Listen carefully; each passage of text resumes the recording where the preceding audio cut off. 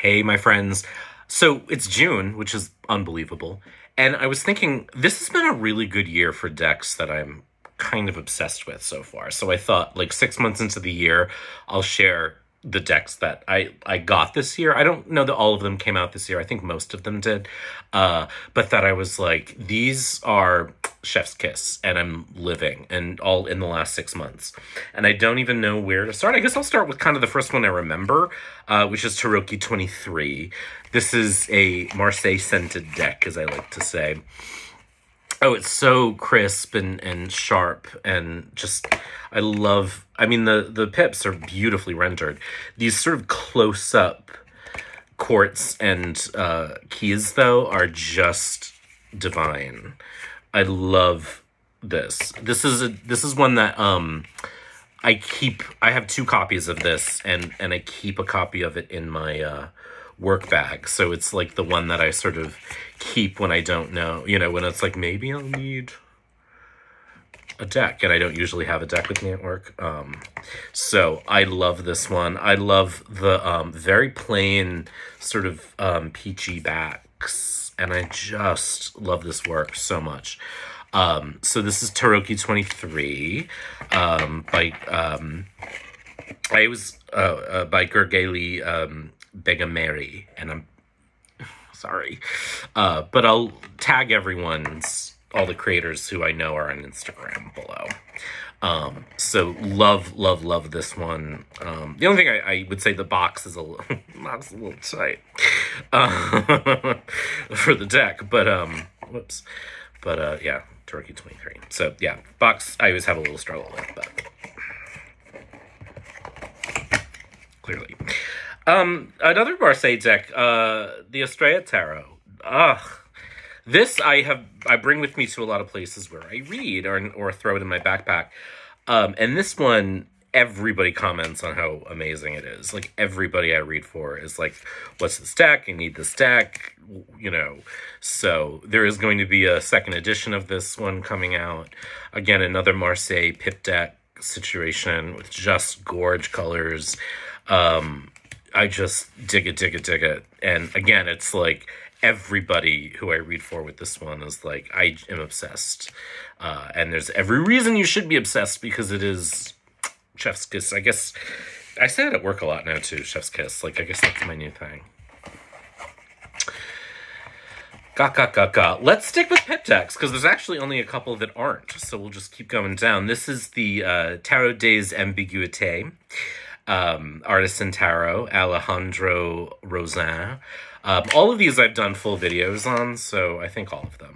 So you can check it. This is kind of the exact opposite, in that this is just like weirdly, I don't know why I'm holding this so far away, fucked up in like a great, cool way. So it's just a little weird, like the cups have actual like hearts in them, and the suits are associated with body parts, and just, it's clever and weird, and like, so feet, just, and I'm not like a feet person, so like these sort of like broken sets of suits, like, it's just really funky, really cool, and just like badass, in like an awesome way. And all of these decks are badass in their individual way, but I just like, these are like, it's rare that like in the course of 6 months, like, so many like primo like lifer decks have arrived.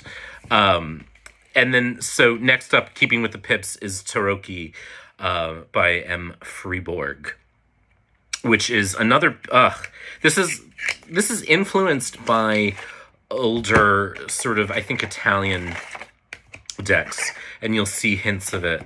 There are 2 versions of this. I have both. This is the original, and then there's a distressed one, and it's kind of hard to decide which one I like more. This deck is just so cool. I love the like skeletal memento mori kind of situation going on with it, which is very kind of 2023 for me. But also the pips are just gorgeous, gorgeous, gorgeous. Like, so amazing. So I think I've come down on preferring this edition of it because none of the art is interrupted in any way. But, gimme a break. I mean, come on. Love this so much. So, there are 2 expansion packs, too, that make them kind of like a, I can't remember the particular sort of deck that when there's extra prompts. I haven't really experimented with those yet, but just so in love. This is new. Like, this just came in the last few weeks. Tarot of the Crystal World. It's so poppy and in terms of Waite Smith decks, again, just oh my god. And the cardstock is delicious. Actually, the cardstock on this is delicious too, FYI. It's Waite Smith. I'm obsessed with this. First of all, it's giving Little Edie. You know what I mean? Can we? But just this is my favorite, I think, pip card in Waite Smith for some reason. And I can't. I love it so much. This is the Fool. Like, again, this is a deck I backed on Kickstarter kind of on a whim. Because I dug the style of it, and it's just so frickin' good. I live. So good. I love it. The back, I don't love as much. It's fine. There's actually a small Oracle deck that came with this that has a slightly different back with purple. And I kind of wish that was the back for this. Actually, the color scheme would fit too a little bit more, but I mean, that's a small quibble. So, this one is by Brooke Penrose. They have an account on Instagram, but I don't see much activity there.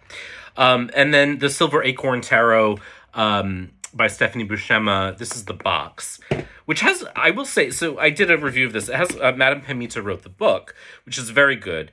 It's just the text is so tiny.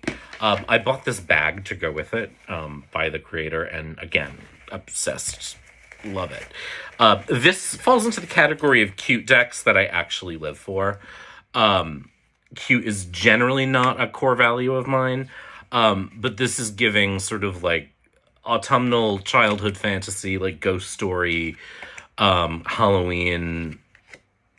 I love it. Again, it's like right if you had sort of drawn the way the world looked in my fantasies as a kid. You know what I mean? Like, I just want to sort of live in this deck. Or, write, like, children's stories for grown-ups, like, inspired by this deck. Like, it's so adorable, but, like, in a way that just it makes me so happy. I don't know. I love it. Like, I feel like I only have, like, one copy of all of these except for the Taroki 23. And, like, I kind of want to have backup copies of all of these. Because these are ones that are, like, in the rotation. You know what I mean? Like, these are going to be ones that sort of come with me everywhere.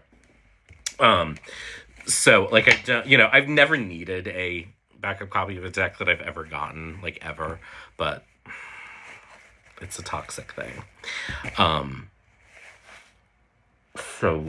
So cute. I love it. I love all of these. They're all delicious in their way. Like, this to me is like a really sexy deck, despite the fact that it's all skulls. This is like punk AF.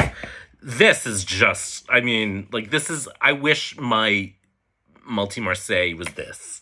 This is how much I love this. And then, like, the coolness of this is, like, again, kind of like, I wouldn't say this is punk. This is more like, I don't know what musical genre I would assign it, but just kind of like, I don't know. Like, it's like giving Franz Ferdinand or something. You know what I mean? I don't know why I'm talking like a millennial.